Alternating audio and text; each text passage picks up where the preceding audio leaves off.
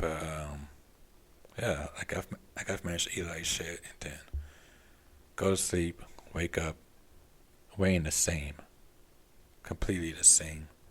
I still have my gut, but I had this gut ever since I was a kid though.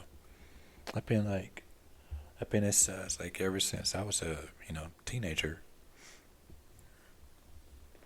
Yeah, like I have like a little gut, but my my arms are, I don't think they're skinny. They're kind of like average size. But I do tend on getting a workout, getting a workout schedule. Maybe do some planks. Maybe do some planks like just by like every single day or like every other day throughout the weeks and months. See where that leads me. See if my arms get bigger. See if my tummy get flatter at least. I think this week I'm gonna try to go on a really long walk. I think the longest walk I've ever been to was 6 miles, which was back and forth from my apartment to this Target in North Seattle. So it's like from South Lake Union to North Seattle. Probably shouldn't have said that. Whoops, my bad. But yeah, man. Say, gotta get healthy, man. I'm trying to, I'm trying to either get a 6 pack or have a flat tummy. Have like a toned flat tummy. I've had this little gut. It's not big. It's a very small gut. Unless I'm like sitting down, you can see the rows. That's how I'm built, man. That's that's how I was built. But yeah, enough of that. Let's get into the Verge. What the Verge has to say about DC sues Grubhub, claiming its app is full of hidden fees and jacked up prices. Among a laundry list of other shady practices, District of Columbia Attorney General Carl Racine is suing Grubhub for deceptive business practices, saying its food delivery app covertly inflates prices for diners who order through it. The suit demands an end to a laundry list of allegedly illegal practices as well as financial restitution and civil penalties. Um, the newly filed lawsuit argues that Grubhub's promises of free online orders and unlimited free delivery for Grubhub Plus are misleading. While customers can make pickup orders for free, the company charges delivery and service fees for standard orders and service fees for Grubhub Plus orders, um, displaying the service fee until recently as part of a single line of sales taxes. Grubhub misled district residents and took advantage of local restaurants to boost its own profits, even as district consumers and small businesses struggled during the COVID-19 pandemic, said Racine. In a statement, Grubhub charged hidden fees and used bait and switch advertising tactics which are illegal. The complaint the complaint says Grubhub orders often cost more than ordering the same item at a restaurant and argues that the company fails to reasonably disclose this to consumers because Grubhub already charges consumers several different types of fees for its services. Consumers expect that the menu prices listed on Grubhub are the same prices offered at the restaurant or on the restaurant's website itself. As previously reported by news outlets including The Verge, Grubhub has also listed many restaurants without their permission to expand its service, writing orders through its services and taking a commission. The complaint says it listed over 1,000 restaurants in DC that had no connection with the company, asserting that the unapproved listings often contain menu errors and resulting in orders that would take longer to fill, would be filled incorrectly, would be delivered cold, or would eventually be canceled altogether. Grubhub, which also operates Seamless and several other food delivery apps, has made more elaborate attempts to insert itself into restaurant transactions as well. The lawsuit notes its launch of unsanctioned microsites that appear to be official restaurant sites, as well as custom phone numbers that let it charge fees when customers call restaurants, even when the calls didn't result in orders. The company also offered a support promotion that required restaurants to foot the bill. For a special discount, it offered restaurants $250 in compensation after a backlash. And yeah, that's all I'm gonna read on that because it feels like all delivery apps do this. I regularly use DoorDash, especially for food that I'm not able to get out and walk long distances. I wouldn't walk 10 miles or, 5 to 6 miles like every day just to get food, just get pickup. The only time I use DoorDash is for teriyaki and sometimes Chipotle too. And that's like with pickup as well. But you can order through Chipotle's app, and get pickup there. So there's that. And I think a lot of these restaurants, have pickup options on their websites too. I would say, man, just use the website apps, the restaurant apps. If they do have one, then, use that. And if they don't, then just do the pickup from Grubhub or DoorDash if you're complaining about the fees.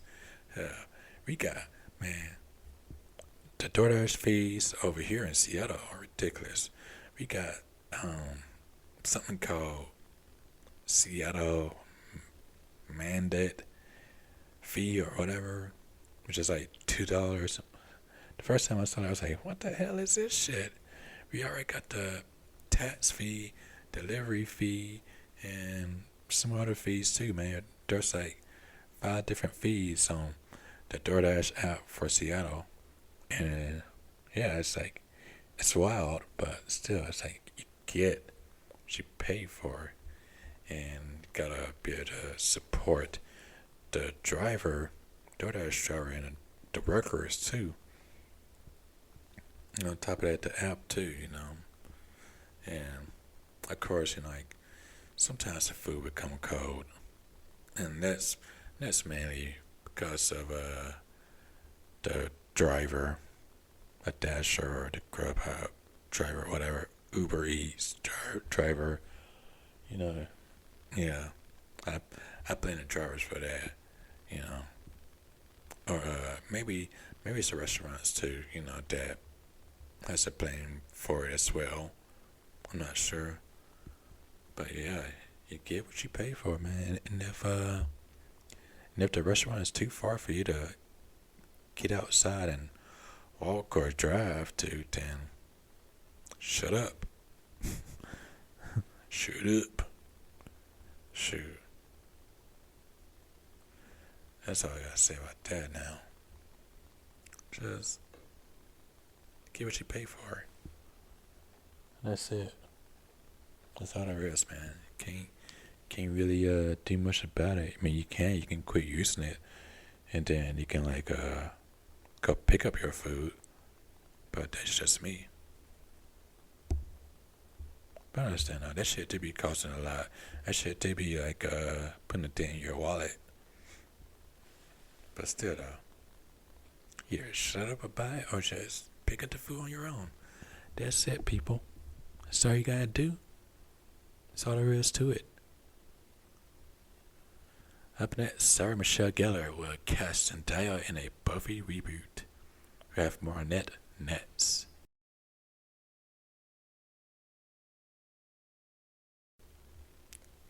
Hello and welcome back. You're listening to Casey Genesis in the AM. I'm your host, Casey Genesis. So, I think before the break, at the beginning, I was talking about, getting a proper sleep, getting that proper sleep in. I think I might have left something off. What I was meaning to say before I went into, all this health eating and stuff like that was that I went to bed. I went to sleep at 6 a.m. Then wake up until 11, ten. Sorry, and then I stayed awake for a few hours, and then I took a nap at 5 p.m. and then didn't really wake up until 9 o'clock p.m. just before my shift. And I must say, man, that was like the best sleep I've ever gotten in a long time. You know, just to be able to, go to sleep at 6 a.m. and then wake up at 10. You're feeling good, you're ready to go. Then you're able to stay awake, until, 5 p.m. to have a little nap. And then you're up again. You're ready to go. And I'm trying to do that. I'm gonna try to do that again. I'm definitely gonna try to do that again. Cause that was nice as hell, man. Like I feel really good with that. I ain't lying. But have you guys heard of that? Man, Zendaya has been killing it. She's been killing it this year so far, and last year as well. With Spider-Man. Then she got her show Euphoria, and she doing the damn thing. Also, she was in the movie with what's his face?